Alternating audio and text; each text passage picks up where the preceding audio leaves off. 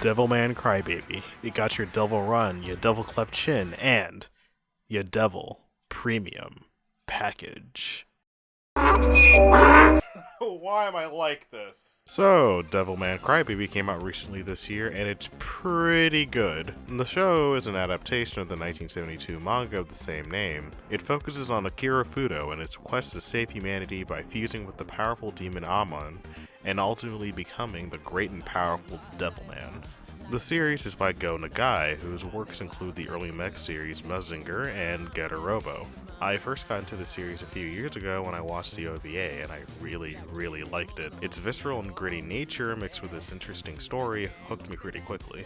Sadly, the OVA only covers the first 2 volumes of the manga, so I dove my teeth into that. What you're getting with the manga is a Monster of the Week type story from it, only for it to go into a bit of a mystery, like when you figure out who Rio is, and then into an apocalyptic manga towards the other half, and on to the end. I really feel like the changes Crybaby made were pretty good for the most part, starting with the change in Miki. While Miki was an important character in the manga, she really wasn't much of one. In the manga, she was the person that motivated Akira to fight the demons and keep his hope in humanity alive. And that's why it really hits you when she's brutally murdered near the end of the manga. After all, she's Akira's only connection to humanity, and by extension to the world, and when that's momentarily severed, he goes all out on a group of humans that killed her, calling them the real demons. Despite all of this, she's still pretty lacking as a character, and it's easy to describe her as goofy and a bit gullible. I'll admit, those are likable traits for her character, but it always left me wanting a bit more from her, since she was so reoccurring. What I did like though was how tough she was, and how she was ready to get down and fight when need be. Even when Akira becomes a Devilman, she's ready to cut a fucker that even stares at her. She even carries a huge serrated knife with her, like fuck the pepper spray, just make the motherfuckers bleed. Miki's a real badass at Devilman, let me tell ya. In Crybaby, she's a completely different character, a bit more serious, and even has her own motivations, to be a track star and a model. She even keeps some aspects of her character from the manga, by being gullible and trusting her photographer just a little bit too much. I was alright with the switch from Miki's bathroom to the photographer's studio from Gelmer's fight. It still holds that same feeling of vulnerability you feel for Miki, especially since she's still exposing herself while the camera's taking pictures of her through a 2-way glass. I do miss the buildup of Gelmer attacking Miki in the OVA though. It was such a visual treat that I can't forget about. There was a real tension it built up, and when you couple that with the creative ways he got to the house and the bathroom, it makes for a really memorable scene. I still like what Crybaby did here, but honestly I still like the OVA better. Another thing Crybaby did that I liked was how the theme of discrimination tied into Miki's character. In Crybaby, she's half Japanese, and she got teased for being a foreigner as a kid because she didn't look like your typical Japanese person. This is why she says she's a Devilman herself in the show. After seeing Akira getting shit for being a Devilman while he himself is a good person, you know, saving humanity from the demons and all, this is why she forms solidarity with them, because she herself knows how bad it is being discriminated against even though there's nothing really wrong with you. All these changes mixed together makes Miki's death all the more tragic in Crybaby. It even pours salt in the wound when the sick-ass rapper kids who replaced the bullies in the manga try to aid in her survival, only for a couple of them to betray her. Oh yeah, and that's another cool change. The bullies, or like I said before, the sick-ass rapper kids, their change is one of the many things that modernizes the anime. While they're not as brutal as the bullies in the beginning of the manga, they make up for it with their rapping, the scene in the store, and towards the end when they're trying to protect Miki and, you know, nobly die.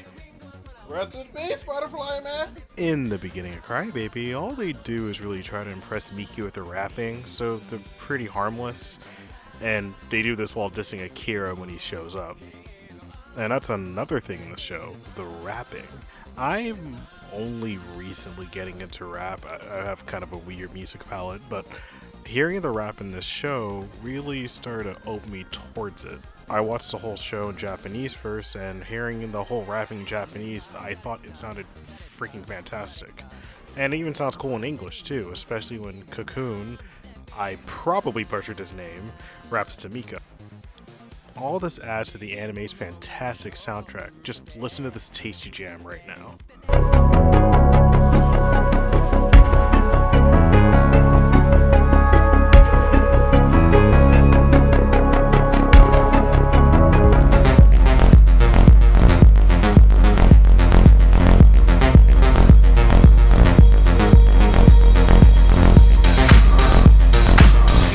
This anime soundtrack tickles my eardrums in all the right places.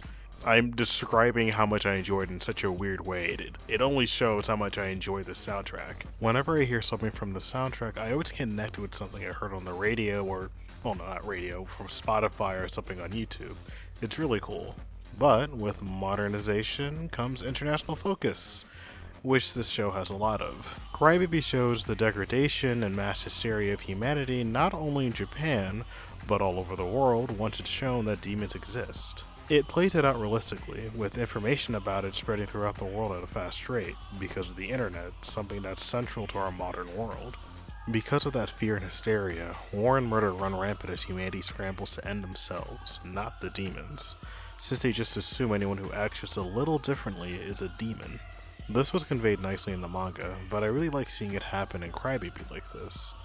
I feel like if done right, not only does it look really cool, but it could also help you think of how not great humanity could be.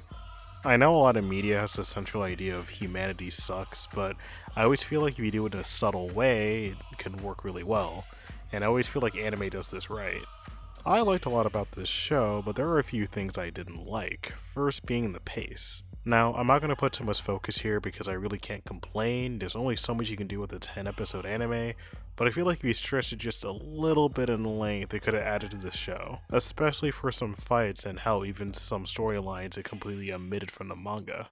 But then again, I'm just spoiled by the manga and OVA. Another thing I somewhat disliked was how Rio was handled, at least in backstory and how everything led up to him being Satan. In Crybaby, rather than his father being the one who researched demons and sets himself on fire to save himself and Rio from being consumed by demons, it's Professor Rio associates himself with that does it instead.